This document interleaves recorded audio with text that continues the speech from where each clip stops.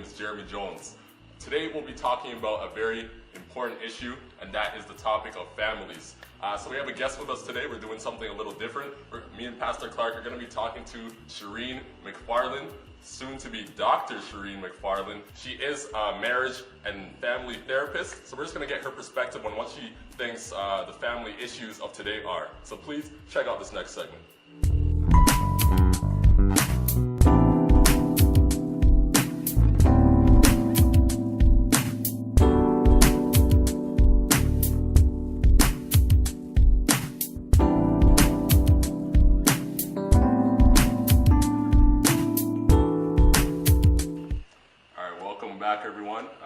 As you can see, we got Pastor Clark. Pastor Clark, say what's up to the people. Hey, what's going on, Change for you viewers? It's great to see you all out there. All right, and we also have our guest of the day.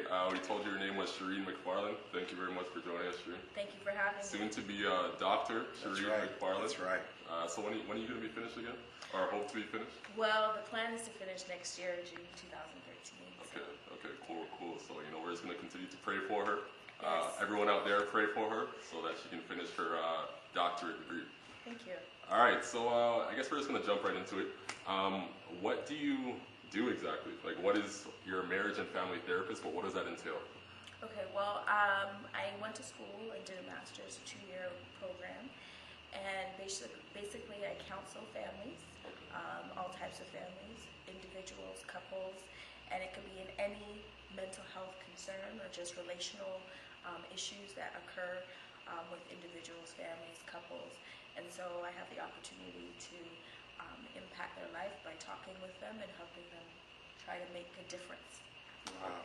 Okay, cool. And are you a Christian family therapist, or is that a line where you can't necessarily cross in that community? How does it work? That's a very interesting question. And while I went to a Christian university, the practice of marriage and family therapy, in dealing with the community, you often have to suspend your thoughts and your beliefs and your values and allow the clients to bring in whatever values or beliefs that they have. And so sometimes it's a challenge because you may not necessarily agree. For example, I work with the gay and lesbian community, and so where that kind of conflict sometimes, you have to be able to accept them unconditionally as a therapist. And so that sometimes creates a challenge, but that's what we do as marriage and family therapists. So, if you don't mind, Shereen, just tell us what brought you into this field of work. Why is this a passion for you? Where did it start, and what was the path like? The path was interesting. I did my bachelor's in psychology, and what I found was no matter what aspect of psychology, there was always a direction towards the family. The way in which people grow, the way they develop, the way they develop problems, etc., all stem from their family life and what their family was like. And so that kind of interested me, and I was like, well, if that's where the stem is, why not go to the source? And so in trying to figure out what I wanted to do, I wanted to work with families as they are the foundation not only to the individual, but to society and the community as a whole. Wow. And is there a specific issue that you see more so than anything else? Or is it, like, what do you think? Is it something that you come into contact with over and over again? Like, that's at the top of the list, or is it a pretty, wide variety? The majority of the issues, you want to maybe break them down in kind of the way they come in. So for the family, what comes in a lot is the interaction between parent and child. Often there's a total disconnect. Parents are not able to discipline. They don't know their role well. And so what happens is the children either become parentified or they just kind of take control, and then there becomes an unbalancing in that interaction. When you say parentified, what does that mean? When I say parentified is the children become adults essentially, and sometimes they take on the role of taking care of the other children, or kind of have that authority. And sometimes you see it played out that even sometimes subtly, the parents will defer to that parentified child. And so sometimes you see that, and that kind of is where you have defiance, where you have rebelling. There is a disconnect between that interaction and how those roles are executed. In regards to couples, what I find in that situation, usually you hear the typical communication totally missing each other, totally not getting how to connect with each other. And then, there's a lot of infidelity as well that comes up. And in my particular work, what I was doing, the abuse, violence against women, etc. Domestic violence is also very prevalent. So those are kind of the top issues that come up. So Shereen, we're here today, and we're blessed to have this TV program of Change for You TV, and acknowledging the acronym of Choosing Honesty allows new growth every day for you.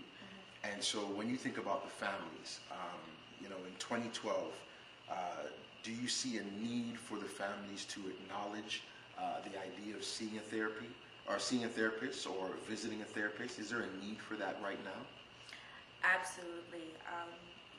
As we studied and we looked at different cultures, one of the things we realized is that some cultures are community oriented, and some of the way in which they deal with family issues and concerns is they stay within the family, and that is usually to protect their information and not feel like they're being exposed, and the shame and etc. And so in dealing with some of those cultures, we want to often dispel the idea that this is a bad thing. Some people, you automatically hear, oh, I'm going to a shrink. It has a negative connotation. Or that if I'm going to a shrink or I'm talking to someone, that I'm automatically crazy. And so that usually is a taboo, and we find a lot of African American, even East Indian cultures who kind of shy away from coming to therapy. And what really therapy, what I usually tell my clients is, this isn't about me, it's about you. It's the opportunity for you to gain some insight, learn some things about yourself, learn how better to deal and cope with some of the struggles that you're dealing and facing on a day-to-day basis. And so one of the things we have to kind of pull away from is the idea that because you're seeking help or asking questions that you're automatically crazy. I would suggest that you're wise. I think somewhere in the Bible it says that when you seek counsel and wisdom, that you are actually wise. And so once you're able to kind of put away those fears and seek some help, that is exactly what you will get, and hopefully be able to change some of the things that have been causing disruption and toil in your life. Wow. That's good. That's good. I couldn't say it any better, and I just come to my mind right now that there may be a family that's watching on Change for You TV, and so if you had just a word to that family that maybe is wondering, should I come, shouldn't I come, is it going to be embarrassing to me, so forth and so on, what is it that you can tell that family right now?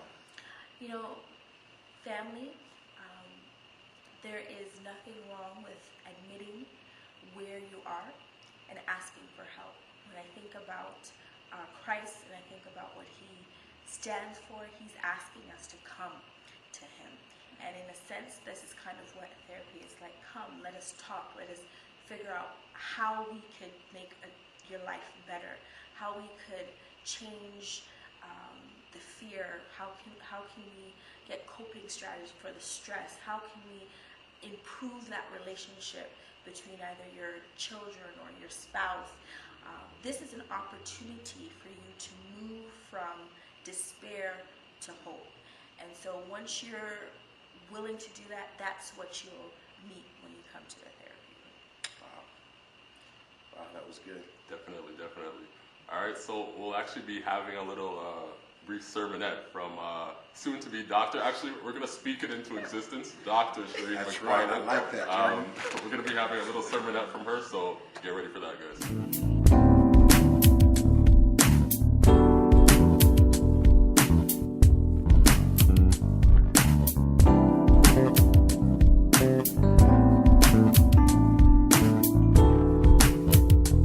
Hi, Change for You viewers. This is Shereen McFarlane again, and I just wanted to give you a word of encouragement and devotion. I want to take this time to look at Ephesians 3:14 through 17. For this cause I bow my knees unto the Father of the Lord Jesus Christ, of whom the whole family in heaven and earth is named, that he would grant you according to his riches, the riches of his glory, to be strengthened with might by his Spirit in the inner man, that Christ may dwell in your hearts by faith, that ye being rooted and grounded in love. You know, families today are struggling in various different ways. They have abuse, spousal, lack of communication, children are going awry, and sometimes we have no idea where to find solace and how to deal with some of these issues. But I would like to suggest that the family, the colloquial saying is, the family that prays together stays together, and there's something strong and indwelling about that statement. God is ever present in our lives, and when he instituted the family as an institution, he was protecting each member, the father as the head of the household, the mother, the children, and so he knew what he was doing. And sometimes we forget to include him in our daily lives. And as we forget, we, like Peter, start sinking in the water because we walk away from him. And so I want to offer you as an encouragement to anything that might be pressing you, stressing you, pulling you in ways that you never expected, that Christ is leaning out his hand to you. And I would encourage you not to forget him. I would like to just take this moment to read a little quote that might remind us how important it is to have God in our lives. It is not just enough to give God respect, to hail him up and acknowledge him in passing. He becomes a statue that you have at the doorway. It's not a life to live a life without disobedience and discipline, to treat God as a co-signer in the decisions of your life. He becomes your assistant and not your master. It's not enough to know God exists like Mount Everest exists, to marvel when others make the effort to know him and attempt to make the climb to perfection. He only becomes a wonder of the universe and not a friend. I invite you to bring God into your life in a more excellent way.